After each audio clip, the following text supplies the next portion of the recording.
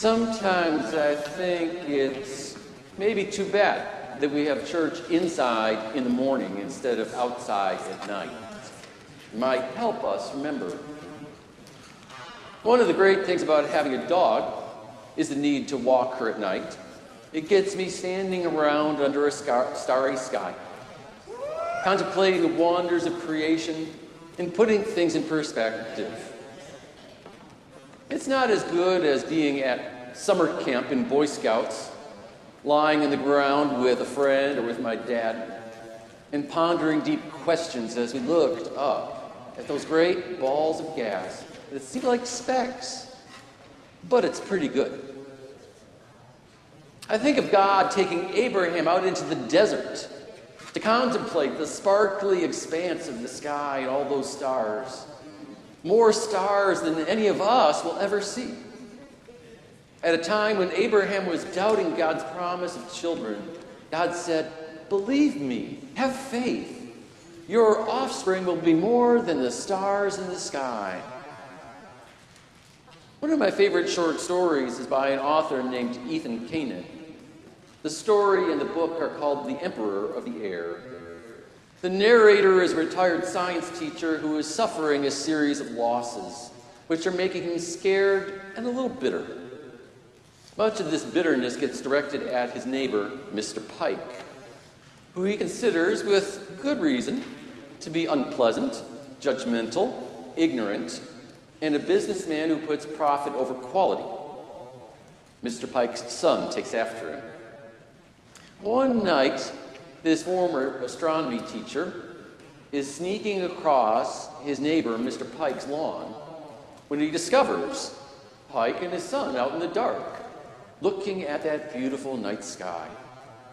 The father has his arm around his son, and as we hear the conversation, we realize Pike wants to tell his son the names of the constellations, only he doesn't know them, so he makes stuff up.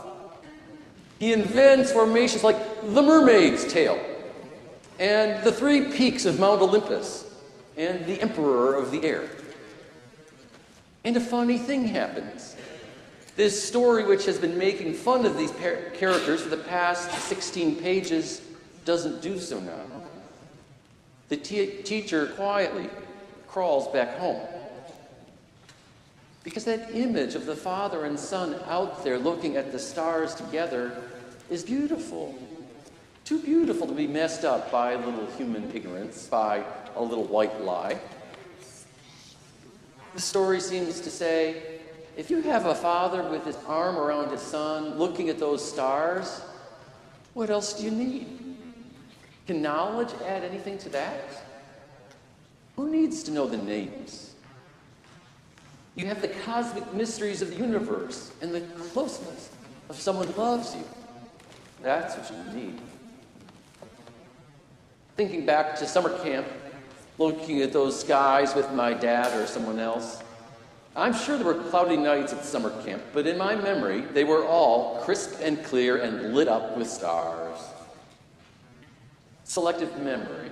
That was the problem with the Israelites. Off in Babylonia, far, far from home, among people with strange customs and strange languages and strange gods, they began to forget who they were. Have you not known? Have you not heard? God asks them. Well, sure they had, but they forgot over and over again. They were impressed, awed by the power and might of the Babylonians, which made it seem like those Babylonian gods were probably more powerful than their God. They forgot God's power and forgot that they were still in God's loving care. And so they grew weak and tired. Their culture and their faith and their common life lost their vitality. Hope and strength come from remembering. It's so easy to forget how powerful, awesome, and mighty God is. We buy new gadgets every week that our grandparents couldn't dream of. We hear of some new invention that makes us say, no, it can't really do that, can it? We lose sight of God's place as we get enamored with our own capabilities. In our busy days and our tendency to focus on ourselves, we may forget that God has anything to do with this world. We are told all day long to think about us, to examine our thoughts, to consider our actions, to make a good impression, to pay more attention to how we look, to worry about how we smell. So much depends on all that.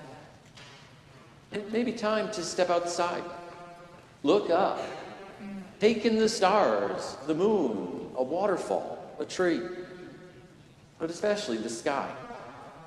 To remind you how small those other things are, how far we are from the real center of things. And just when you start to feel insignificant like bugs, Isaiah reels you back in. Because the same one who created all that still keeps you squarely in line, knows your name. In Isaiah 42, it says this God takes us by the hand. Hope and strength come from remembering. When we forget, we grow weak. Isaiah's people, God's people in exile, are weak and tired and discouraged. They have forgotten there's any other way to be. They are tired of being strangers in a strange land. Some of them want to fit in. They want the full benefits of living in the most powerful nation on earth. Others still ache for that land they've left, still wonder how they got so far from God. Some of us have thoughts like those. Others are more like this retired science teacher who is awake at 4 a.m., fretting about his health and his diseased elm tree and what he has accomplished in life. There are an awful lot of us these days worried about parents, and the usual number worried about their children and about money, and about what's wrong with the car and what's wrong with the house, how long that roof will last.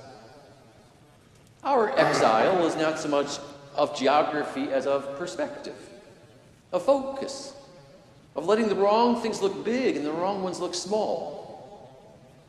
But we still ache, and we still struggle. We still feel tired and sometimes alone. We are still the people Isaiah was talking to. Have we not known? Have we not heard? Sure we have. But it can be a long way from 10 a.m. on Sunday to 4 a.m. on Wednesday. We all need help remembering. Help remembering that God is so big, stronger than evil, greater than any obstacle, above any power that oppresses. God has the power to help you. But God also has the will to help, the heart to help, the compassion to bend down, reach down, and take our hand. God has the time and care to notice your struggle and give you strength to go on. Hope and strength come from memory, from knowing where to turn, from remembering that people before you have faced much worse, have struggled and suffered even more, but rose above on the strength God gave them. Even the young will grow weary. Even the strong, the tall, the fit, the trained athletes will faint and stumble. But those who wait on God, those who remember, will be strong and carry on. Hope and strength come from memory. Those who remember can do anything. Let God take you by the hand.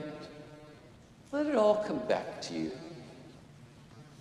When we regain our memory of who God is and who we are in God's sight, we are like children standing awestruck by our parents' side, with wide eyes, breathless. We behold the splendor which makes us and our problems seem small. And yet we are safe and loved, and we will never be forgotten. Our God is the vast, immeasurable love and the loving hand we hold. Don't forget, and you will be renewed, restored. You will soar on wings of eagles. Amen.